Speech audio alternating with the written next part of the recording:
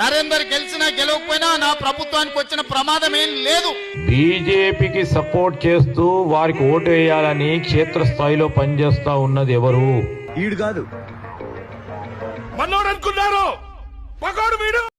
ఇవాళ మా అక్కలు నేను అడగదలుచుకున్నా, 500 రూపాయల సిలిండర్ 50 లక్షల కుటుంబాలకు ఇస్తున్నాం. 500 రూపాయల సిలిండర్ వచ్చిన కుటుంబాలు మాకు ఓటేయండి. 500 రూపాయలకు సిలిండర్ రాకపోతే మీరు ఎవరికైనా ఓటేసుకోండి అని ఈరోజు నేను చెప్పదలుచుకున్నా మా ఆడబిడ్డలకు. రిక్వెస్ట్ సార్, అందరికి మీడియా పీపుల్ చిన్న రిక్వెస్ట్, మార్నింగ్ ప్రెస్ మీట్ పెడతారు సార్, రేపు దయచేసి please please please no cameras sir, దయచేసి no cameras please sir, please understand, please understand sir, please understand, దయచేసి sir please no camera shooting please sir, మీకు ఎంతో వెన్నదనుకున్నా Narendra sir, దయచేసి camera please please camera stand off sir. ఇట్లలో మట్టికరించిన Congress sitting స్థానాన్ని కోల్పోయిన రేవంత్ ప్రభుత్వం 50,000కు పైగా ఉద్యోగాలు ఇచ్చామని గొప్పలు. సర్కార్ మాయమాటలను నమ్మని పట్టభద్రులు. ఎమ్మెల్సీగా బీజేపీ అభ్యర్థి అంజిరెడ్డి గెలుపు ఖాయం.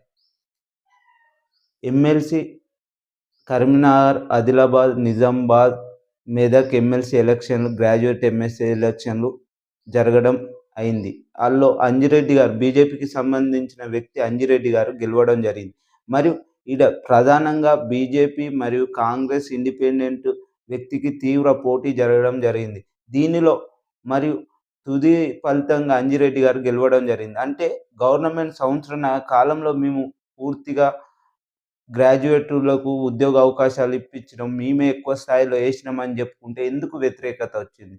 ఒక 6,000 ఓట్లతో ఓడిపోవడం జరిగింది. అంటే మీరు కార్పొరేట్ స్థాయి వ్యక్తిని పెట్టడం వల్ల మరియు ఇప్పుడు ఉద్యోగాలు వేస్తానని కూడా పావుల వంతు ఉద్యోగాలు వేయక నిరుద్యోగులు ఎక్కడికక్కడ మండిపడి బీజేపీకి ఓటు వేయడం జరిగింది. ఇది రాష్ట్రంలో జరుగుతున్న విద్యార్థులపై కక్షపూరితమైన విధానం. ఎలక్షన్ల ముందో మాట, ఎలక్షన్ల తర్వాత. ఎలక్షన్ల ముందో 2 లక్షల ఉద్యోగాలు వేస్తానని ఇప్పటి వరకు దానిలో పావుల వంతు కూడా పూర్తి చేయని స్థాయిలో గ్రాడ్యుయేట్ ఎలక్షన్లే వీరికి ఫలితాలు చెప్పడం జరిగింది. అంటే ఇంత వ్యతిరేకత ఏర్పడుతుంది. సంవత్సరన్నర కాలంలోనే కాంగ్రెస్ పార్టీ పైన విద్యార్థులు తీవ్ర వ్యతిరేకతతో ఉన్నారని తేటతెల్లమైంది. ఎందుకంటే సిట్టింగ్ స్థానమైన ఆ రోజు ప్రతిపక్షంలో ఉన్నా కూడా గెలవడం జరిగింది. ఈరోజు అధికార పక్షంలో ఉండి కూడా గెలవలేకపోయింది కాంగ్రెస్ పార్టీ. అంటే ఈడ పరోక్షంగా విద్యార్థులు కూడా కాంగ్రెస్ పార్టీకి సపోర్ట్ చేసే పరిస్థితిలో లేరని తెలియజేస్తున్నాం.